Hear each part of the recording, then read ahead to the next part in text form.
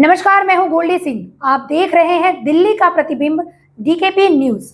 आइए आपको दिखाते हैं आज दिन भर की 25 बड़ी खबरें 5 मिनट में।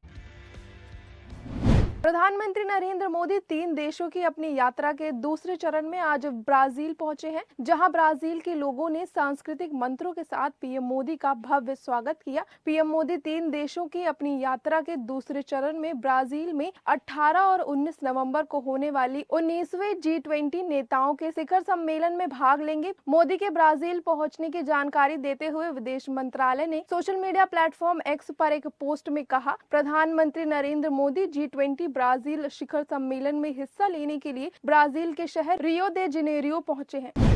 आम आदमी पार्टी से इस्तीफा देने के बाद दिग्गज नेता और परिवहन मंत्री कैलाश गहलोत आज भारतीय जनता पार्टी में शामिल हो गए हैं। केंद्रीय मंत्री मनोहर लाल खट्टर ने अन्य नेताओं की मौजूदगी में कैलाश गहलोत को भारतीय जनता पार्टी की सदस्यता दिलाई। मनोहर लाल खट्टर ने कहा, हम कैलाश गहलोत का भाजपा में स्वागत करते हैं। वो 2 बार विधायक रह चुके हैं। वो पेशे से वकील है। वो दिल्ली के ग्रामीण इलाकों में अपने कामों के लिए जाने जाते हैं। वो प्रधानमंत्री नरेंद्र मोदी के नेतृत्व में भाजपा में शामिल हो रहे हैं। हम उनका स्वागत करते हैं। उन्होंने कहा, दिल्ली की राजनीति में ये महत्वपूर्ण टर्निंग पॉइंट है। महाराष्ट्र में विधानसभा चुनाव की वोटिंग से 2 दिन पहले कांग्रेस सांसद राहुल गांधी ने मुंबई में प्रेस कॉन्फ्रेंस की। इसमें उन्होंने मुंबई के धारावी में रीडेवलपमेंट प्रोजेक्ट को लेकर भाजपा सरकार की नीति की आलोचना की। उन्होंने एक तिजोरी से 2 पोस्टर निकाले। एक पोस्टर में एक है तो सेफ है लिखा था, दूसरे पोस्टर में धारावी की तस्वीर लगाई गई थी। राहुल गांधी ने दोनों पोस्टर लहराते हुए कहा, भाजपा धारावी की जमीन अडवाणी को देना चाहती है। एक है तो सेफ है का मतलब है मोदी जी, अडवाणी जी, शाह है। सेफ कौन है? मोदी जी, अडवाणी जी है। नुकसान किसका होगा? जनता का होगा। नारा उन्होंने दिया है, ये बिल्कुल सही नारा है। कांग्रेस के पूर्व विधायक सुमेश शौकीन आज आम आदमी पार्टी में शामिल हो गए हैं। अरविंद केजरीवाल ने उन्हें आम आदमी पार्टी की सदस्यता दिलाई। अरविंद केजरीवाल ने सुमेश शौकीन का पार्टी में स्वागत करते हुए कहा, दिल्ली देहात से आने वाले कांग्रेस के पूर्व विधायक सुमेश शौकीन ने आपकी सदस्यता ग्रहण की है। वो दिल्ली के बहुत बड़े नेता हैं और आज हमारी पार्टी में शामिल हो रहे हैं। मैं उनका बहुत स्वागत करता हूँ। दिल्ली एनसीआर में प्रदूषण की स्थिति और सुप्रीम कोर्ट की सख्त टिप्पणी के बाद सभी स्कूलों और कॉलेजों को बंद करने का आदेश जारी किया गया है। वहीं सभी बच्चों की पढ़ाई जारी रखने के लिए ऑनलाइन क्लासेस शुरू करवाने के लिए कहा गया है। इस संबंध में दिल्ली एनसीआर के सभी जिला शिक्षक अधिकारियों की ओर से सभी स्कूलों के प्रधानाचार्य और प्रबंधकों को ईमेल के जरिए सूचना भेजते हुए आदेश का तत्कालीन प्रभाव से लागू करने को कहा गया है। राजधानी दिल्ली में वायु प्रदूषण रोकने के उपाय के लागू करने की मांग की याचिका पर आज सुप्रीम कोर्ट में सुनवाई हुई। इस दौरान सुप्रीम कोर्ट ने सुनवाई के दौरान दिल्ली सरकार को फटकार लगाई। सर्वोच्च न्यायालय ने पूछा कि राजधानी दिल्ली में GRAP 4 लागू करने में इतनी देरी क्यों हुई। कोर्ट की ओर से दिल्ली सरकार के वकील से पूछा गया कि GRAP तंत्र क्यों नहीं लागू किया गया। जैसे ही IQ 104 के पार करता है, स्टेज 3 लागू किया जाना चाहिए। ये 13 तारीख को हुआ था। इसके जवाब में दिल्ली सरकार की ओर से कहा गया है कि हमने राजधानी में GRAP 4 लागू कर दिया है।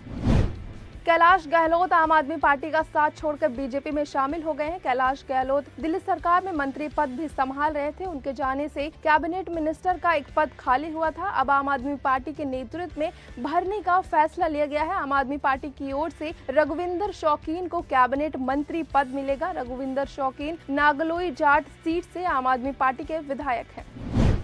मणिपुर के जिरीबम में 6 लोगों के शव बरामद होने से पूरे राज्य में हिंसा प्रदर्शन हुए। इम्फाल घाटी में हुए हिंसा प्रदर्शन के बाद यहां स्थिति तनावपूर्ण बनी। इसी के साथ घाटी में अनिश्चितकाल के लिए कर्फ्यू लगा दिया गया और इंटरनेट सेवाएं भी निलंबित कर दी गई। इसी बीच गृह मंत्रालय ने हिंसा को देखते हुए बड़ा फैसला लिया है। मंत्रालय ने मणिपुर हिंसा से जुड़े 3 मामलों की जाँच NIA को सौंप दी है। NIA उन मामलों की जाँच करेगी जिसके कारण लोगों की जान गई और सार्वजनिक व्यवस्था में प्रावधान उत्पन्न हुआ। अधिकारियों ने बताया कि गृह मंत्रालय द्वारा हाल ही में जारी आदेश के बाद एजेंसी ने मणिपुर पुलिस से ये मामला अपने हाथ में ले लिए है।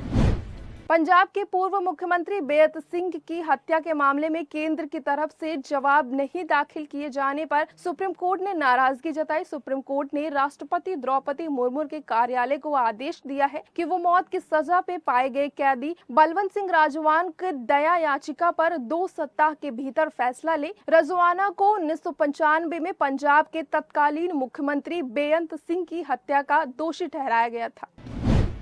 संयुक्त किसान मोर्चा और किसान मौजूदा मोर्चा ने आज घोषणा की है कि किसान फसलों के लिए एमएसपी की कानूनी गारंटी समेत कई विभिन्न मांगों को स्वीकार करने के लिए केंद्र पर दबाव बनाने के लिए 6 दिसंबर को दिल्ली की ओर मार्च करेगी। ये निर्णय यहां किसान नेताओं की बैठक में लिया गया है। बता दें कि प्रदर्शनकारी किसान 13 फरवरी से पंजाब और हरियाणा के बीच शंभू और खनेरी सीमा पर डेरा डाले हुए थे, जब एसकेएम और केएमएम के नेतृत्व में उनके दिल्ली चलो मार्च को सुरक्षित बलों ने रोक दिया था।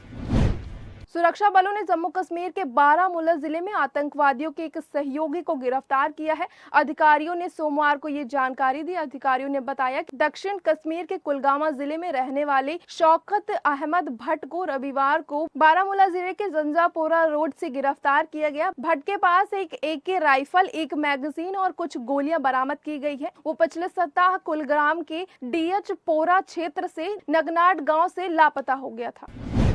बॉलीवुड एक्ट्रेस और भारतीय जनता पार्टी की लोकसभा सांसद कंगना रनौत ने अपनी फिल्म इमरजेंसी की नई रिलीज डेट का ऐलान कर दिया गया है। इससे पहले फिल्म को पोस्टपोन करना पड़ा। नई रिलीजिंग डेट की जानकारी देते हुए कंगना रनौत ने सोशल मीडिया प्लेटफॉर्म X पर लिखा, 17 जनवरी 2025 देश की सबसे ताकतवर महिला का महाकाव्य गाथा और वो पल जिसने भारत की तकदीर बदल दी थी। इमरजेंसी आ रही है सिर्फ सिनेमा घरों में। बता दें ये फिल्म पूर्व प्रधानमंत्री इंदिरा गांधी के जीवन पर आधारित है। कंगना रनौत ने खुद इस फिल्म में पूर्व PM इंदिरा गांधी का किरदार निभाया है।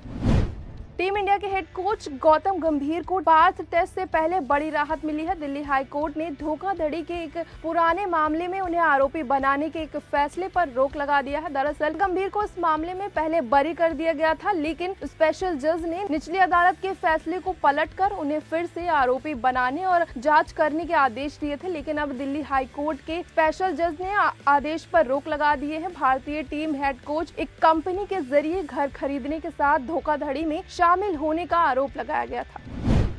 इजराइल के प्रधानमंत्री बेंजामिन नेतन्याहू के घर पर फिर से हमला हुआ है। टाइम्स ऑफ इजराइल के मुताबिक प्रधानमंत्री नेतन्याहू ने सिजोरिया स्थित एक घर पर फिर से हमला किया गया था। PM के घर की ओर 2 प्लेयर्स दागे गए थे जो कि इजराइल PM के घर के आंगन में गिरे थे। इस बात की पुष्टि इजरायली पुलिस ने की है। हालांकि ये हमला किसने किया है और कहां से हुआ है, इस बात की जानकारी पुलिस ने नहीं दी है।